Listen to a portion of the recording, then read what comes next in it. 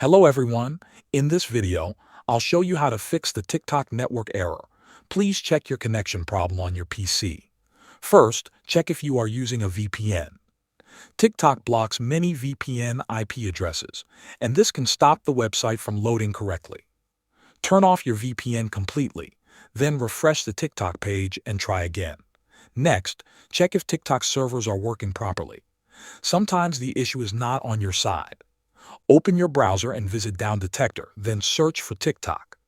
If many users are reporting problems, you may need to wait until the servers are back online.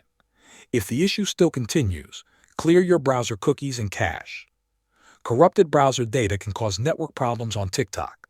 In Chrome or Edge, press Ctrl plus Shift plus Delete on Windows, or Command plus Shift plus Delete on Mac. Check the boxes for cookies and cached images and files, then click Clear Data. After that, restart the browser and open TikTok again. You should also test TikTok in incognito or private mode. Open a new incognito window and try logging into TikTok. If it works there, one of your browser extensions is likely causing the problem.